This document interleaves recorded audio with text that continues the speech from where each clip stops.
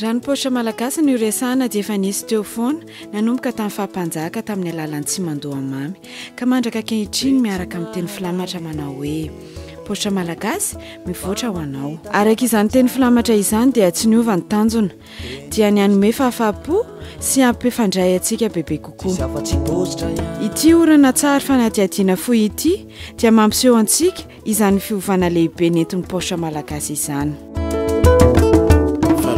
Atsika rehetra amin'izao fandarana tokana ho fampahafantarana ny amin'ny fampivoarana sy atsika hoe modernisation anaty faran'isosina ny amin'ny paostra malagasy izao. Misy vina izay tsy maintsy ho tratrarina ao anatin'ny efatra taona izay mikasika indrindra ny hoe mijanona ho sanga ny paostra eo amin'ny fandrarana izay ataony ao anatin'izay vina izay misy ny fanavaozana ny sary famantarana sy ny loko famantarana ny paostra malagasy antsika amin'ny teny frantsay hoe charte graphique amin'ny paostra malagasy. Ny logo novana izany mba haneho endrika mavitrika kokoa amin'ny teny frantsay hoe dynamique dia tao anatin'izay mividianana fiara vaovao hoentina manatevina ny fitaterana olona makany mahajanga transporta sady mitondra courrier ny fiara ireny mitondra olona nefa dia angana ihany koa fa tsy hoe elabe akory ny fahatongavana.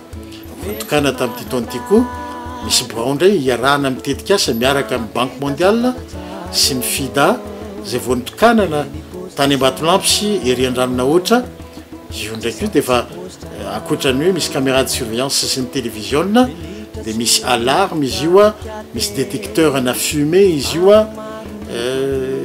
ataontsika hoe zava-baovao zany ary vita tsara ireo birao ireo mba natao ho filamatra. Isy ihany koa izay ao anatin'ny tetikasa ny filohan'ny repoblika ny fananganana birao vaovao eny Sabotsynamena. Ataontsika hoe fomba fiteny hoe moderne mihitsy satria ankoatran'ilay zavatra efa nitany secteur eo dia mbola isy koa ny zavatra hafa apetraka amin'izany birao hotokanana tsy ho ela zany eny Sabotsynamena. Zany rehetrarehetra zany mba hanatsarana daholo ny kalitao sy ny hatsarany tolotra izay omeny ny paostra malagasy ny mpanjifa azy. Fa dia tiako ny manamarika hoe ny teny filamatra ho an'ny paostra malagasy dia hoe mivoatra ho anao.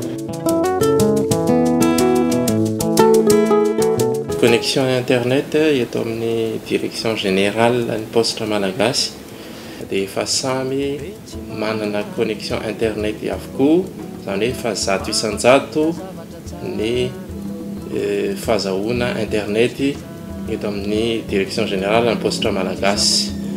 Ny tanjona ho an'ny fanaovana ireo connexion ireo dia fanafanganana ny fifandraisana eo amin'ny samy mpitantana izay voalaza tetsy ambony ary koa eo amin'ny lafin'ny fitantanana anana ny mpitantana rehetra eto amin'ny paostra malagasy tableau de bord amin'ny fomba haingana. Inona ny tanjona amin'izany dia fanitarana sy fanatsarana ny service financier ao anatin'izany ny IFS domestique sy ny fanitarana ny IFS international, ny fanitarana ny Western Union, ny fanitarana ny opération de change ary tsy ho ela eo amin'ny fametrahana ilay gestion intégrée eo amin'ny épargne sy ny CCP. Tato anatin'ny taona vitsivitsy zay dia niezaka tokoa ny paostra malagasy mitondra fanatsarana eo amin'ny kalitaon'ny asa. Raha ny fitaterana ny courrier manokana no tenenina dia nisy ezaka natao mikasika ny atao hoe sécurité ny entana eo ny rapidité ary indrindrandrindra moa ny atao hoe traçabilité. Ka mikasika ny sécurité io dia amin'izao fotoana izao dia efa nametraka ny paostra malagasy ny atao hoe scanner eo anivon'ireo toerana izay andalovan'ireny courrier ireny eny Ivato io na ety amin'ny centre de tri Saralalana. Ny scanner io dia mijery alohan'ny anokafana azy a izay rehetra ao anatin'ny lasaka. Ao ihany koa ny caméra de surveillance izay natao ijerena ny fomba fiasan'ireo mpiasa ao anatin'ny toeram-piasany.